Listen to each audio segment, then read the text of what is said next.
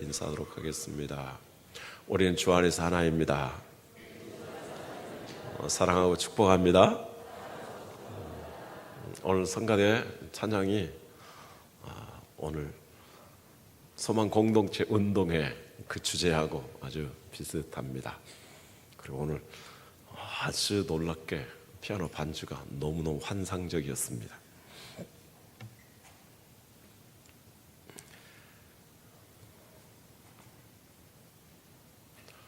여호수아를 중심해서 하나님의 말씀의 은혜를 나눴었습니다.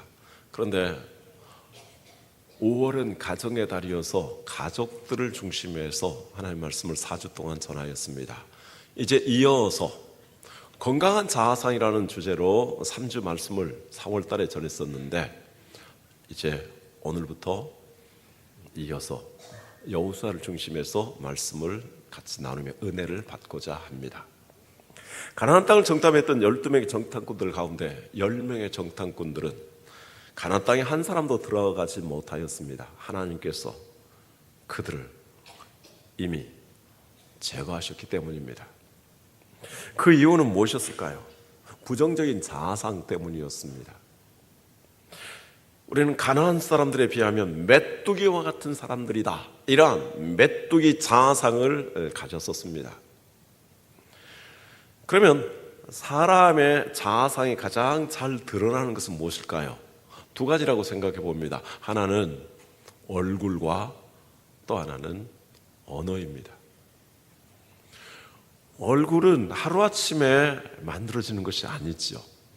그리고 또 얼굴은 환경에 따라서 아주 기가 막힌 연기로서 변화무쌍하게 자기 자신의 모습을 나타내고 변화시킬 수 있습니다. 그러나 언어는 실제로 자기 자신의 모습을 잘 나타내주는 것입니다. 하나님께서 세상을 말씀으로 창조하셨고 예수님께서도 말씀이시다고 하셨습니다. 그래서 이 말씀, 태초부터 있었고 하나님께서 우리에게 언어를 주셔서 말하도록 하셨습니다. 언어는 그 사람이 누구인지 어떤 자아상을 가지고 있는지를 잘 말해줍니다. 인간의 속은 참으로 신비로워서 쉽게 알 수가 없습니다. 그래서 10길 물속은 알아도 한 길 사람의 마음을 알기가 어렵다고 말하지 않습니까? 하지만 사람을 만나서 대화를 해보면 그 사람이 사용하는 언어의 습관을 보면 그가 어떤 사람인지를 제대로 알 수 있습니다. 계속해서 만나서 계속 대화해 보면 그 사람의 모습이 적나라하게 말을 통해서 나타납니다. 그 사람의 인격, 그 사람의 관심사, 그 사람의 성품, 그 사람의 습관, 그리고 그 사람의 미래까지도 알 수 있습니다. 사람은 자기의 자아상을 따라서 말하기 때문입니다. 예수님이 이렇게 말씀하셨습니다. 사람은 그 마음속에 있는 것을 말을 통해서 나타내며 그 말의 열매를 통해서 그 사람이 어떤 사람인지를 알게 된다. 하나님 말씀 누가복음 6장 봅니다.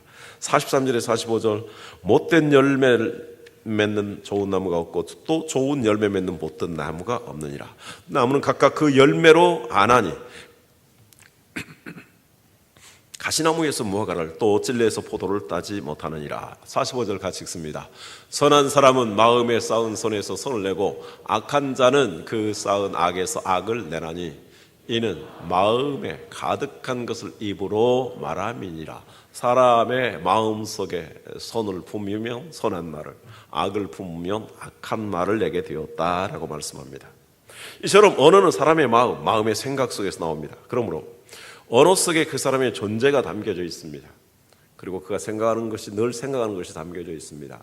그 언어 속에 그의 기질, 그의 지식, 그의 사고의 틀, 태도, 그리고 마음의 습관들이 담겨져 있습니다. 따라서 언어는 그 사람의 미래를 결정하기도 하고 인생을 결정하기도 하고 그 사람의 운명까지도 결정할 수 있다고 말할 수 있습니다. 잠언 6장 2절에 이렇게 말씀합니다. 같이 읽어볼까요? 내 입의 말로 내가 얽혔으며 내 입의 말로 인하여 잡히게 되었느니라. 내 입의 말에 내 인생이 얽혀 있다는 것입니다. 자, 그러면 부정적인 말을 했던 10명의 정탐꾼들의 문제는 무엇이었습니까? 민수기 14장 26절 이하에서 말씀하고 있습니다. 여호와께서 모세와 아론에게 말씀해 이르시되 나를 원망하는 이 악한 회중에게 내가 어느 때까지 참으랴. 이스라엘 자손이 나를 향하여 원망하는 바 그 원망하는 말을 내가 들었노라. 그들에게 이르기를 여호와의 말씀에 내 삶을 두고 맹세하노라. 너희 말이 내 귀에 들린 대로 내가 너희에게 행하리니 너희 시체가 이 광야에 엎드려질 것이라. 너희 중에서 20세 이상으로서 계수된 자 곧 나를 원망한 자 전부가 여분의 아들 갈렙과 눈의 아들 여호수아 외에는 내가 맹세하여 너에게 살게 하리라 한 땅에 결단코 들어가지 못하리라. 그들이 사용한 언어가 문제였습니다. 그들은 악평했습니다. 그들은 원망했습니다. 그들은 비난했습니다. 그리고 하나님께서는 그들이 한 말을 따라서 판단하시고 그리고 심판하셨습니다. 중요한 사실은 우리 인생에 나의 앞길을 막는 것이 다름 아니라 내가 될 수 있다는 것입니다. 무엇이요? 내가 사용하는 언어가요.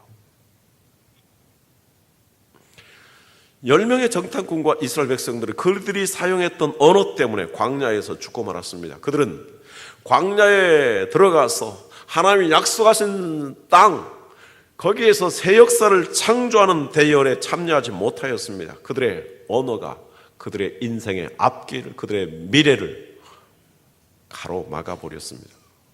결국 그들의 가장 큰 적은 그들이 사용한 언어였습니다. 그러므로 우리는 나의 가장 큰 적이 내가 아닐까, 내가 사용하는 말이 아닐까라고 자문해 봐야 합니다.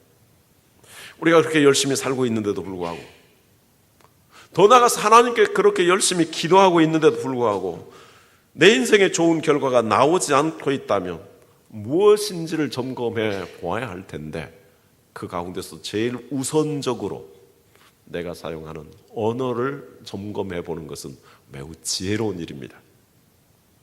민수기 14장을 통해서 하나님께서 우리에게 우리 언어 생활을 점검하도록 도전하셨습니다. 그 이유는 우리의 언어가 우리 인생의 성공과 실패를, 우리의 미래와 밀접한 관계를 가지고 있기 때문입니다. 자신이 사용하는 그 언어로 인해서 내가 나의 인생에 축복을 할 수가 있고, 내가 사용하는 언어로 인해서 내 인생의 앞길을 가로막고 망하게 하는 적이 될 수가 있습니다. 그러므로 우리는 우리 자신이 늘 사용하고 있는 언어를 점검해 봐야 됩니다. 혹시 인생의 많은 문제와 실패가 나의 언어 때문이었다면 과감하게 바꿔야 합니다. 한번 따라하겠습니다. 언어를 바꾸면 인생이 변화됩니다. 우리 언어를 바꾸면 우리 인생이 변화될 수 있습니다. 다른 사람의 성공에서 교훈을 얻는 것 매우 중요한 일입니다. 오늘 우리는 여호수아와 갈렙의 그 성공적인 언어를 통해서 교훈을 받기를 원합니다. 반면에 다른 사람의 실패를 통해서도 교훈을 얻는 것은 아주 지혜로운 일입니다. 10명의 정탐꾼들의 그 실패한 언어를 통해서 우리가 반면 교사를 삼아서 다시 그와 같은 모습을 우리가 하지 않는다면 우리에게는 희망이 열려 있습니다. 그런 의미에서 메뚜기 자아상을 가졌던 10명의 정탐꾼들이 사용한 언어를 통해서 우리가 교훈을 받기를 원하고, 그리고 창조적인 언어, 믿음의 언어를 사용했던 여호수아와 갈렙을 통해서 또한 교훈을 받기를 원합니다. 3주 동안 이 말씀을 전하겠는데 오늘은 먼저 언어의 중요성에 대해서 같이 생각해 보고자 합니다. 언어는 생명과 같은 것입니다. 10명의 정탐꾼이 광야에서 죽은 것은 그들이 사용했던 언어 때문이었습니다. 여호수아와 갈렙이 광야에서 죽지 않냐고 가나안 땅으로 들어갈 수 있었던 것은, 새 역사의 주인공이 될 수 있었던 것은 그들의 언어 때문이었습니다. 이처럼 언어는 생명과 같습니다. 성경 우리에게 말씀합니다. 말이 사람을 죽게도 만들고 살게도 만든다. 잠언 18장 21절 같이 읽겠습니다. 죽고 사는 것이 혀의 권세에 달렸나니 혀를 쓰기 좋아하는 자는 그 열매를 먹으리라. 말이 씨가 된다는 말이 있습니다. 말은 씨앗과 같아서 비록 씨앗이 작은 것이지만 그 속에 놀라운 생명력이 있고, 그리고 그 생명이 약동하게 되면 놀라운 변화와 놀라운 열매를 거둡니다. 어제 아내와 함께 교회 화단을 살펴보면서 어떻게 좀쓴바위가 저렇게 번졌는가를 살펴봤는데, 좀쓴바위 위에 그 씨가 있었습니다.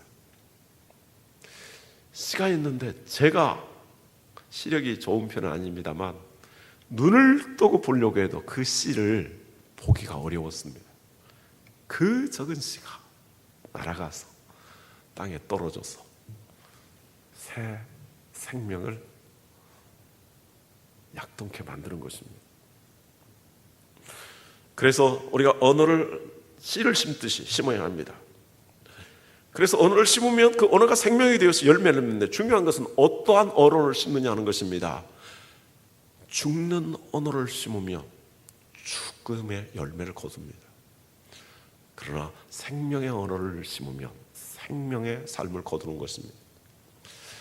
우리나라 사람들이 아주 많이 쓰는 말 가운데 죽겠다라는 말입니다. 그리고 미치겠다라는 말입니다. 죽겠다라는 말 사용하지 않았으면 좋겠습니다.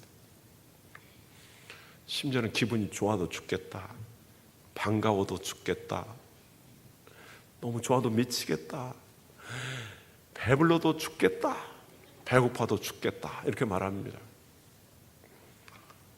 저는 제 언어 사용 중에 절대 사용하지 않는 말이 있습니다. 죽겠다라는 말 안 씁니다.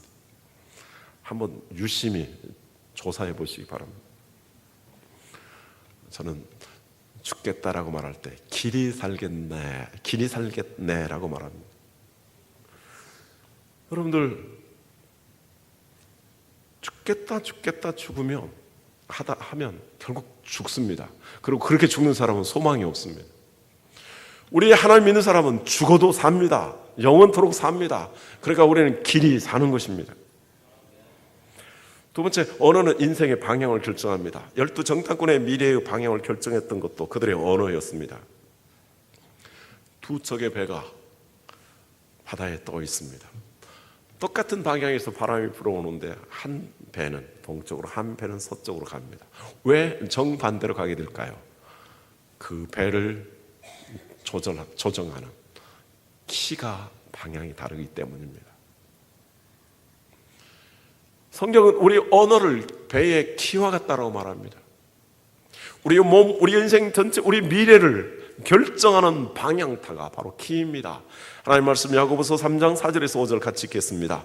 또 배를 보라, 그렇게 크고 광풍에 밀려가는 것들을 지극히 작은 키로 사공해 뜻대로 운전하나니 이와 같이 혀도 작은 지체로 돼 큰 것을 자랑하도다. 보라, 어떻게 작은 불이 어떻게 많은 나무를 태우는가. 만약 우리의 삶의 방향이 내가 소망하는 방향으로 잘못 가고 있다면 그 언어를 바꾸시기 바랍니다. 회개라는 말은 방향을 바꾸다라는 말입니다. 리턴이라는 뜻이죠. 그래서 우리가 사용하는 언어 습관이 잘못됐다면 돌이켜서 긍정적인 언어, 창조적인 언어를 사용하시길 바랍니다. 그러면 인생의 방향이 바꾸어질 줄로 믿습니다. 세 번째, 언어는 미래를 창조하는 능력입니다. 12명의 정탐꾼의 미래는 그들이 말한 언어를 따라서 결정이 되었습니다. 말은 창조의 씨앗과 같아서 말은 놀라운 능력을 발휘합니다. 하나님이 전지를 창조하실 때 말씀으로 창조하셨으면 빛이 있으라,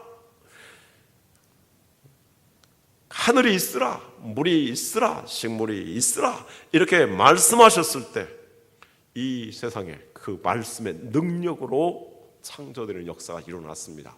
그래서 히브리서 11장 3절에서는 이렇게 표현하고 있습니다. 같이 읽습니다. 믿음으로 모든 세계가 하나님의 말씀으로 지어진 줄을 우리가 아나니 보이는 것은 나타난 것으로 말미암아 된 것이 아니니라. 믿음으로 하나님의 말씀에 의해서 모든 것이 창조되었다라는 것을 우리가 안다고 말씀합니다. 바로 말씀으로 모든 게 창조되었습니다. 우리 예수님께서도 믿음을 아주 중요하게 여기십니다. 그래서 예수님은 사람을 만날 때마다 그들에게 긍정적인 고백을 한 사람들에게 내 믿음대로 될지어다라고 말씀합니다. 예수님이 어떻게 그들의 믿음을 알 수 있었을까요? 그들이 말한 입술의 고백을 통해서입니다. 내 하인이 죽게 되었습니다. 예수님 오시지 않아도 예수님께서는 그 모든 것을 행할 능력을 갖추고 계심을 내가 압니다. 예수님 뭐라고 말씀하십니까? 내 믿음대로 될지어다. 그의 말을 통해서 주님은 그 믿음대로 이루어질 것이라고 말씀합니다. 우리가 사용한 언어 속에 믿음이 담겨져 있기 때문입니다. 우리가 사용하는 언어 속에는 우리의 꿈이 담겨져 있습니다. 우리의 소망이 담겨져 있습니다. 우리의 삶의 목표가 담겨져 있습니다. 우리가 사용하는 언어가 그래서 우리의 미래를 결정하는 것입니다. 더욱이 한 번의 말이 아니라 반복되는 말을 통해서 하나님의 위대한 창조의 역사가 일어납니다. 우리가 한 가지의 뜻을 정하고 그 뜻을 이루기 위해서 반복하고 또 집중하게 된다면 놀라운 창조의 에너지가 발휘되고 창조의 역사가 일어나게 될 것입니다. 요셉은 하나님 주신 꿈을 가졌습니다. 내가 나의 형제들과 나의 부모가 존귀하게 여기라는 그런 꿈을 가지게 되었습니다. 그러기에 그는 이 꿈을 간직한 가운데 어떠한 환경 가운데서도 그는 원망하지 않았습니다. 비난하지 않았습니다. 불평하지 않았습니다. 후회하지 않았습니다. 그 꿈을 간직하면서 긍정적인 삶을 살았습니다. 그랬더니 그가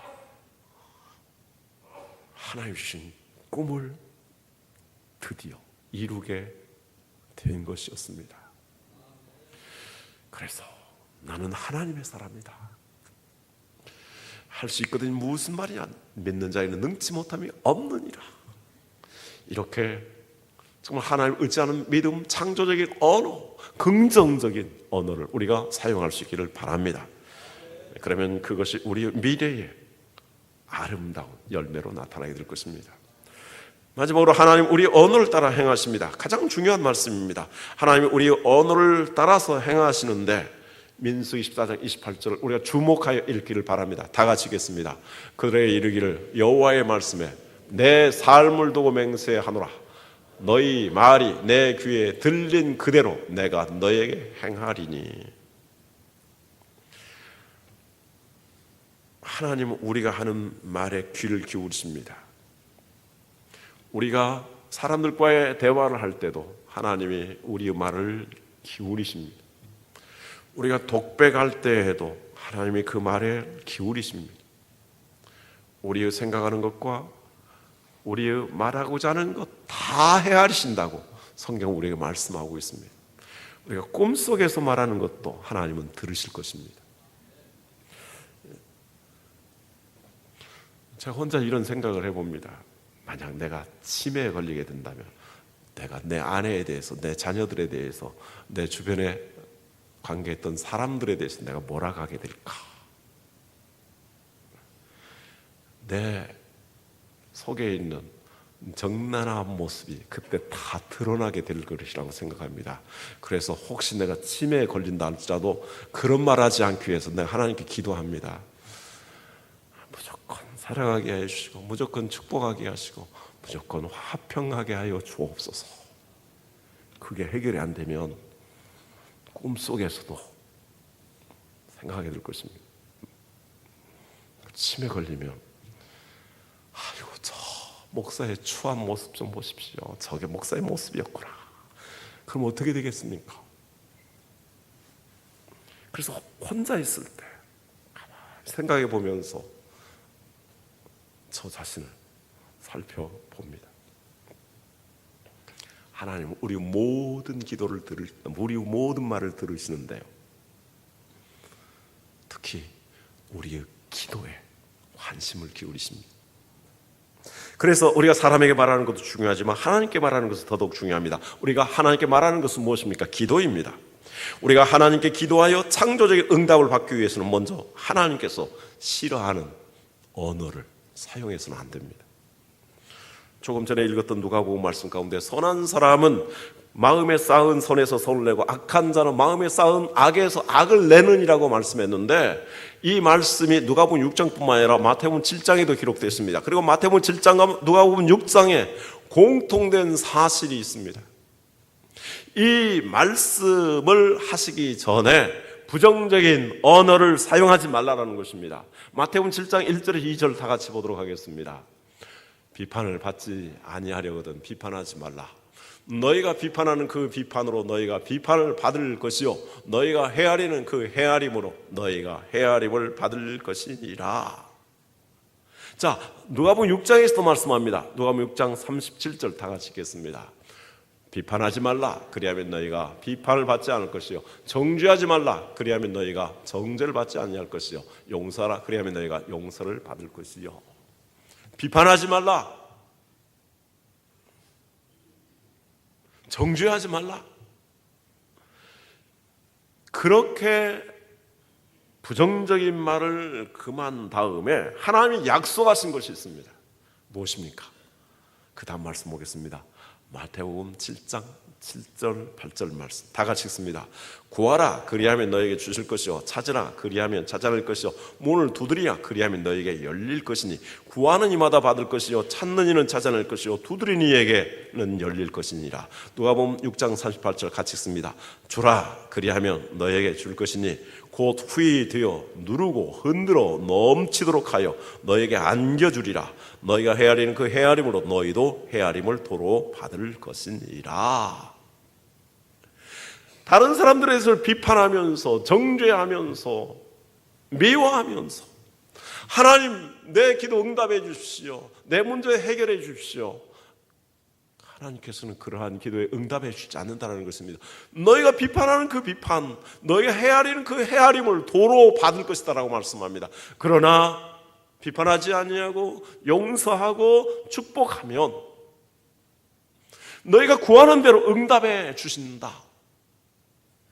너희가 지혜가 부족해서 잘못 구한다 할지라도 하나님께서는 좋은 것으로 응답해 주신다.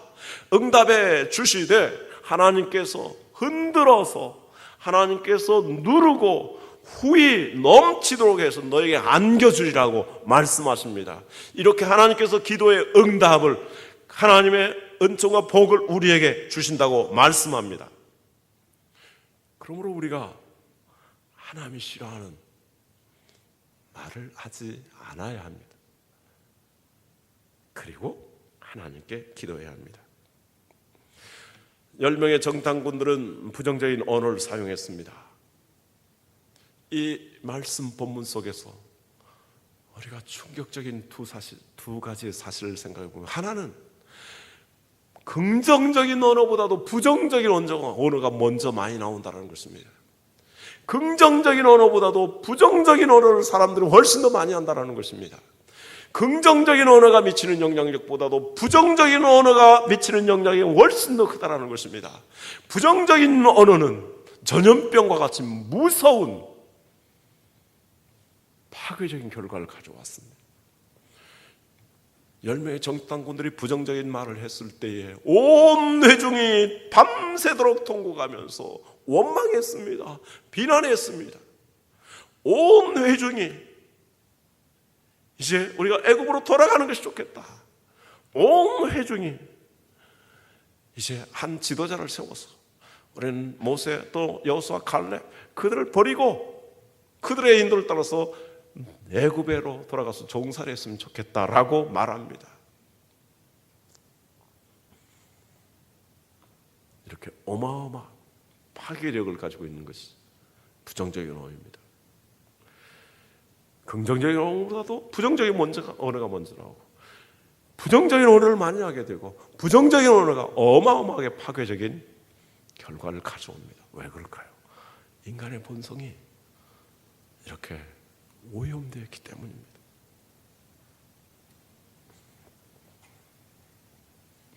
그래서 우리가 이러한 부정적인 언어를 버리고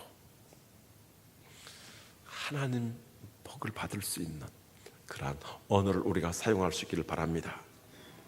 하나님이 기뻐하시는 창조적인 인생, 하나님께서 복을 주시는 탁월한 삶을 살기를 원하시며 먼저 언어의 중요성을 명심하시길 바랍니다. 언어를 생명처럼 여기십시오. 농부가 풍성한 열매를 기대하면서 좋은 씨앗을 골라서 심듯이 먼저 하나님께서 싫어하시는 부정적인 언어를 골라내시기 바랍니다. 그리고 정성을 다해서 아름다운 말을 사용하고 더 나아가서 하나님 앞에 향기로운 기도를 드리시길 바랍니다. 그러면 하나님께서 우리에게 우리가 말한 그 말대로 우리가 하나님께 기도한 그 기도 이상으로 30배, 60배, 100배의 축복의 열매를 거두게 하실 줄로 믿습니다. 이 같은 은혜가 있기를 주님의 이름으로 축복합니다. 하나님 말씀 마지막으로 읽고 마칩니다. 시편 34편 12절에 17절 오늘 성경 같이 읽었던 말씀입니다. 같이 읽습니다. 생명을 사모하고 연수를 사랑하여 복받기를 원하는 사람이 누구뇨? 같이 읽습니다. 내 혀를 악에서 금하며 내 입술을 거짓말에서 금할지어다. 악을 버리고 선을 행하며 화평을 찾아 따를지어다. 여호와의 눈은 의인을 향하시고 그의 귀는 그들의 부르짖음에 기울이시는도다. 여호와의 얼굴은 악을 행하는 자를 향하여 그들의 자취를 땅에서 끊으려 하시는도다. 의인이 부르짖음에 여호와께서 들으시고 그들의 모든 환난에서 건지셨도다. 생명을 사모하고 오래 살기를 바라며 복받기를 원하는 사람이라면 하나님이 싫어하시는 언어를 금하고 화평하는 말을 하도록 하라 라고 말씀합니다. 화평을 말하는 자들의 기도를 하나님께서 들으시고 비록 어려움이 있다 할지라도 그 어려움에서 구원하여 주시고 건져주시고 복을 베풀어 주신다고 하나님이 약속하셨습니다. 할렐루야. 기도하겠습니다. 우리 자신의 삶을 살펴보고 우리 언어 습관을 한번 살펴볼 수 있기를 바랍니다. 그리고 하나님 잘못된 것이 있으면 고쳐주시고 그리고 성령의 기름 부으심을 통해서 성령의 감동 감화를 통해서 우리 언어를 더욱 성화시켜 주옵소서. 같이 기도하겠습니다.